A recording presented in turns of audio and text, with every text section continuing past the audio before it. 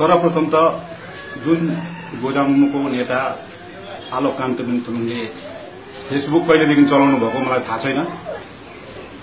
तर हामीले चाहिँ फेसबुक जब मार्क जुकरबर्गले निकाल्यो तबदेखि चलाउँदै आयौं। अनि जब हामीले फेसबुक चलायौं हामीले सत्यलाई लेख्यौं, झुटोलाई कहिले पनि प्रचारमा ल्याएनौं। कहिले पनि झुटोलाई हामीले पक्षमा ल्याउन अनि सत्यको पक्षमा यति बिना लेख्यौं कि हामी कहिले पनि डराएनौं। आलोक कान्तिमणि थुलुङलाई म पहिला यो भनिदिन्छु, हामी चाहिँ सुभाषवादी हौ।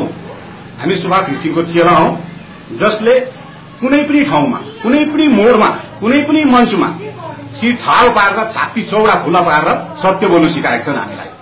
अनि हामी सत्य बोल्नु कहिले पनि डराउँदैनौं। चित्तो लेख्छौं, सत्य लेख्छौं, सत्यको सिवाय के लेख्दैनौं। अनि फेसबुकमा उहाँले जुन चाहिँ भन्नुभएको छ कि कमेन्ट जेनेरेटको 50% हुन्छ अरे, कति पर्सेन्टेज हुन्छ त्यो उहाँलाई थाहा होला, हामीलाई थाहा छैन। तर हामी लेख्छौं, लेखेकै हो। किनभने उहाँहरू गलतमा छ तब हामी लेख्छौं। उहाँले एउटा साँचो काम गरेर देखाओस् तब हामी उहाँहरूको पक्षमा लेखौँला। तर उहाँहरूको त सृष्टि नै गलतबाट भएको छ। जुन चीजको सृष्टि बोधको त्यो फेद नै गलत छ त्यसले फल कहिले पनि राख्दैन। र आलोक कान्तिमणि थुलुङले जुन चाहिँ त्यहाँ भन्नुभएको छ स्क्रिनशट गरेर राख्छु अरे कमेन्ट, त्यसलाई के अरे प्रोजेक्टरमा लाउने अरे, डिलिट नगर्नुपर्ने अरे।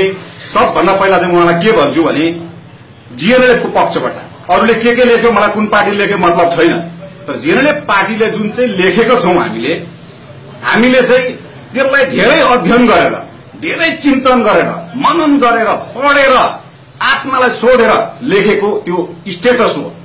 त्यो त हाम्रो इतिहास हो त। हामी किन डिलिट गर्छौं? त्यसलाई डिलिट गर्दै गर्दैनौं, त्यो नसुर्ताउनुहोस्।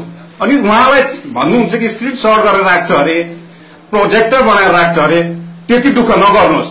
मलाई भन्नुहोस्, मेरो सबै पार्टीको जति पनि लेखिरहेको छ र मजाको भिडियो सिडी बनाएर म आलोक कान्तिमणि थुलुङलाई पठाइदिन्छु। अनि उहाँलाई घर उहाँको एड्रेस दिनुहोस्, न त मेरो घर पानीघाटा बजारमै छ, आएर उहाँले खोज्दाखेरि हुन्छ। म उहाँलाई मजाको भिडियो बनाएर देखाइदिन्छु ताकि उहाँले प्रोजेक्टर बनाओस् कि त्यसमा उनीहरूको पार्टी बिचमा त्यसलाई डेली डिस्प्ले गरेर हेरोस् कि उहाँ डिस्प्ले हेर्यो भने त एकदमै राम्रो उहाँको पार्टी सुध्रिन्छ। हामीले जुन कमेन्ट उहाँहरूलाई हेर्काएको छौँ, उहाँहरूले नेगेटिभ कमेन्ट भन्दैछ, त्यसलाई नेगेटिभ कमेन्ट होइन। नेगेटिभ कमेन्ट हामी त्यसलाई मान्थ्यौं जब उनीहरूले राम्रो काम गरेको भए हामीले गलत भनेको त्यसलाई नेगेटिभ काम हुन्थ्यो। उनीहरूले गलत काम गरेकोलाई हामीले यस्तो गर्दैछौँ भने त्यसलाई नेगेटिभ कमेन्ट कसरी भनिन्छ? हामी त सत्य कमेन्ट भन्दैछौँ, तिमी गलत बाटोमा जाँदैछौ, नजाऊ। तिमीले त हाम्रो 6औं अनुसूची विरोध गरेर जन्माको गोजामुल पार्टी हो। हामीले भन्दा एकदम सिलगुडी र डुवर्स छोड्दिन भनेर जन्माको पार्टी हो। अहिले तिम्रो पार्टीको अवस्था कहाँ पुग्यो? तिमी कुन मञ्चमा पुगिसक्यौ? तिम्रो स्थिति कहाँ पुगिसक्यो? तिमी त पपाई जस्तो भइसक्यो, जसले चाबी लगाएको छ बच्छ नभए छैन।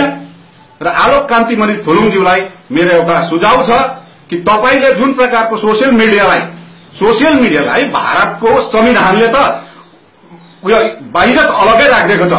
सोशल मिडिया हाम्रो कसैको के अरे मेरै भाषामा भन्छ कसैको बहुमत जागिर होइन। कसैले सोशल मिडियामा त्यो लेख भन्दा लेख्ने, यो लेख भन्दा लेख्ने, त्यसको लागि त प्रिन्ट मिडिया छ। त्यसमा थुप्रै चिजहरू छ जसले कट गरेर उनीहरूले सम्पादकले गरेर त्यसमा राख्नु सक्छ। यसमा त यस्तो चिज छ जसले सम्पादकले गर्दैन। अन्त उहाँको हो त्यसरी हामीलाई धम्की दिने कि हामी राख्छौं, के गर्छौं भन्दा के उहाँले त्यो भन्नु चाहँदाखेरि चाहिँ हामी भोलिदेखि लेख्नु छोड्छौं भनेको छौं र?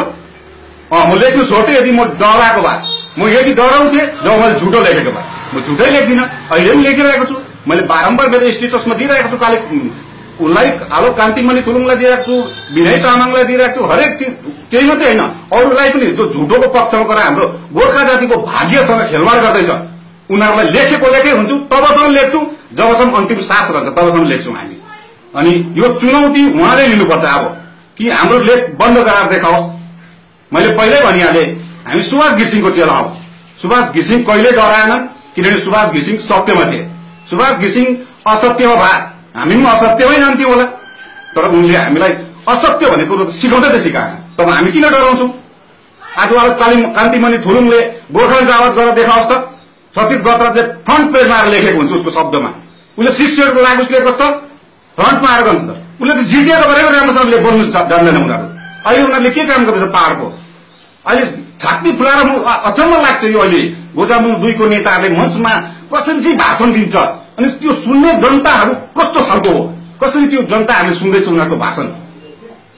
ढाँटेको रम सुनेको सुनेछ। अहिले गोर्खाको अस्तित्व आइसक्यो पहाडबाट।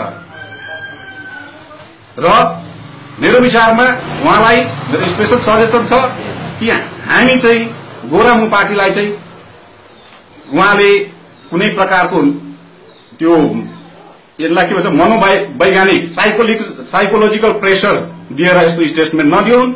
उनी यस्तो त कति स्टेटमेन्ट आउँछ हामी अझै उग्र भएर लेखेकै गर्छौं, किनभने हामीलाई जातिको माया छ, पार्टीको माया छ।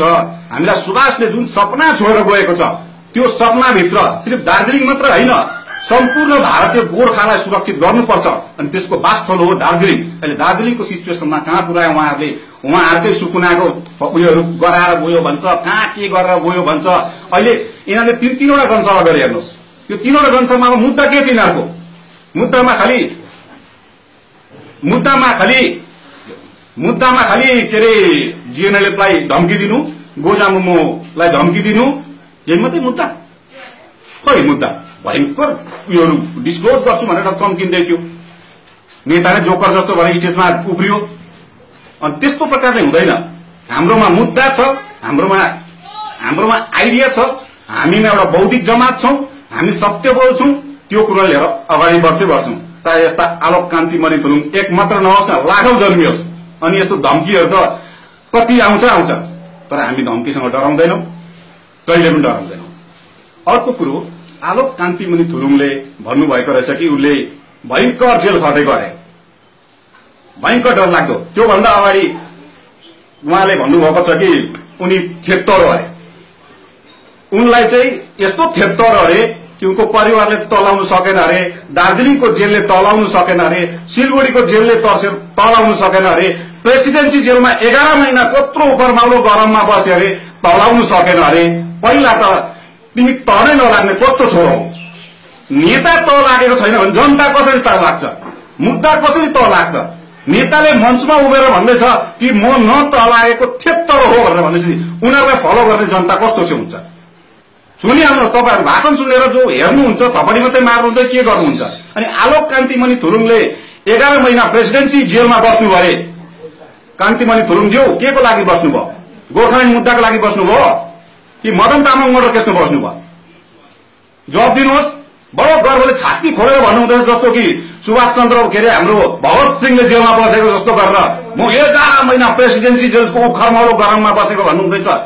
त्यो छाती ठोकेर गोर्खाल्यान्डको लागि भन्नुभएको त मजा आउँथ्यो नि, तर विचार हेर्नुहोस् त, त्यो छाती ठोकेर गोर्खाल्यान्ड माग्ने एउटा मदन तामाङलाई मर्डर केस, तपाई मर्डर मैले भनेको छुइनँ, तर एक्युजमा तपाईलाई हालेको छ त्यहाँनिर, त्यो मर्डर केसमा तपाई पर्नुभयो अनि तपाई छाती ठोकेर भन्नुहुँदैछ। कति दुर्भाग्यपूर्ण। तपाई जस्तै नेताहरू अझै दार्जिलिङमा जन्मियो भने दार्जिलिङको राजनीतिक इतिहास कुन मोड लिन्छ होला, यो त भविष्यले नै बताउँछ। जय गोर्खा।